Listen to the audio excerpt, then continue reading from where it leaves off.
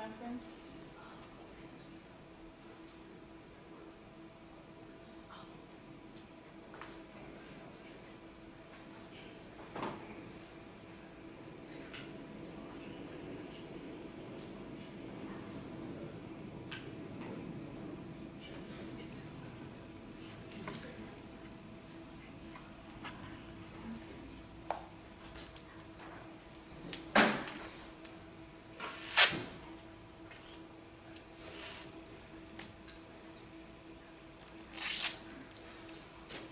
Okay.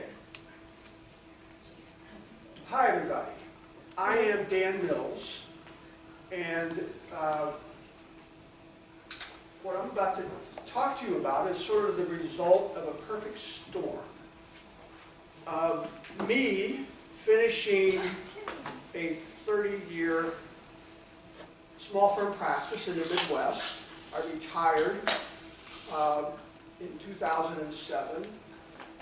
Moved from Bloomington, Indiana to the East Coast, had no idea what I was going to do, if anything. And for those of you that remember 2008, things got kind of crazy. And all of my retirement was in a commercial real estate project in Nashville, Tennessee, which, much to my shock and surprise, sort of died because of the recession.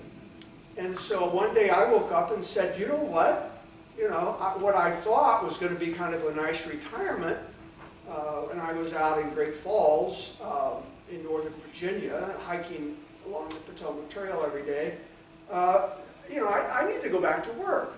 And so I opened up the Washington Post want ads, and the DC Bar was advertising for some sort of strange position that sounded like they wanted people to talk to lawyers. And I applied, and that was 10 years ago, and I've been there ever since. So I've been working for what is now the largest mandatory bar association in the country after California sort of went voluntary. We have over 100,000 members. A lot of people are surprised to know that the tiny little piece of real estate known as the District of Columbia has the largest bar association in the country now. And we do. And so my job was to help lawyers start and grow law firms. And it was sort of what I had done for 30 years. And so I said, yeah, I think I can do that. And it never dawned on me that somebody had to be working for a bar association. I sort of ignored bar associations when I was what I now refer to as a real lawyer. I never thought that I would one day be working in one. So back then, I started, and the position had been empty for a while. I quickly realized that real lawyers in bar associations are rare. Most of the lawyers in bar associations, and for those practicing lawyers, they oftentimes don't know this, most lawyers in bar associations don't have a lot of practical experience at being lawyers. There are a few exceptions to that, but most of them are sort of policy wonks. Or they come out of in-house positions or whatever. They haven't really done what their organization, the members of their organization, do. So I was a little bit of an odd person in the bar association, and they were a little suspicious of me because I had so much practical experience. But I didn't do anything to terrify them, and it's kind of worked out. And what was really going on then in this, in the District of Columbia and the surrounding area, were that the big firms were dying. Several of them actually did die. I mean, when I came here in 2008, there was a big firm by the name of Howry. Some of you may have heard of Howry. It's gone. The big firms back then were laying off in groups of 20 and 30 on a very regular basis, like weekly. So the bar was getting calls, there are no jobs. Our members were calling us, there are no jobs, nobody's hiring, no lateral moves. I just got laid off. And it's not because of anything bad I did, it's because, you know, my firm is suffering. What do you have for me? I need to open my own firm. What can I do? So I had so many of those calls and so many of those meetings as the person at the DC Bar that was designated to help those lawyers, that I said to my boss, we need to do a program. We need to have a regular program. She said, go for it, do it. So we created this thing, and we thought we'd do it quarterly for a handful of people. And it was all about how to start and grow a law firm in the District of Columbia. Before we actually marketed the thing, our sessions started to fill just based upon word of mouth. So we started out thinking we'd do it 3 or 4 times a year.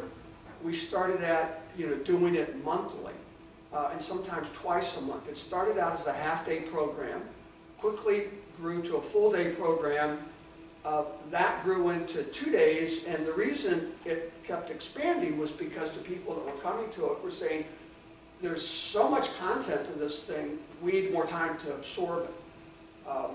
And the mistake I made early on was thinking as a lawyer who practiced for 30 years, who just kind of breathed all of this stuff, that everybody would understand what I was talking about. And I quickly realized that that wasn't the case, because the lawyers that were coming to our sessions from big firms, from in-house where they'd been laid off, from all kinds of places, had been in situations where all they had to do was solve a very narrow problem on a regular basis, and the files just came to them. They didn't have to hunt, in other words. They didn't have to go out and generate business. So the work was just coming to them. They had no experience at all handling money, and they were just, you know, doing this problem-solving piece on a very regular basis. They were experts at it. They were really good at it. But the rest of it, they had no clue about. So I had to get very basic with the sort of the teaching process. So at any rate, fast forward to today, we at the DC Bar have done 213 of these monthly programs we do. It's a 2-day program now called Basic Training and Beyond, and I'll show you where it is on our website. This is our landing page, the DC Bar. If you go to Practice Resources, Practice Management Advisory Service, that's me. And this talks about what we do. Is it open? Is it password protected? No, it just won't go down I'm just wondering. the way I'm used to.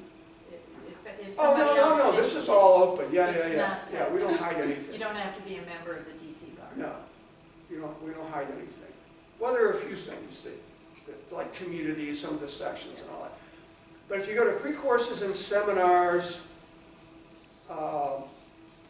and these are the primary programs that we do to help lawyers start and grow firms. Basic Training and Beyond is this program we do every month. It's 2 full days. It's free for our members. We start at 9:15. We go to 4:30.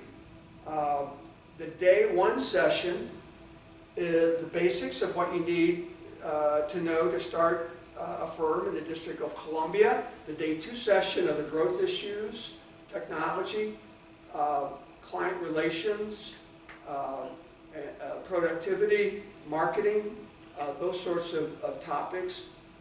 So this is a page that describes the program, and this link takes you to our slides. We put our slides up after each session, and other sorts of materials that supplement the program. There's a checklist, there's our manual, and it's all accessible. None of it's password protected. So we've had 2,939 lawyers attend over the 10 years that we've been doing this program. It's actually been more than that. These are the ones that we officially do at the bar.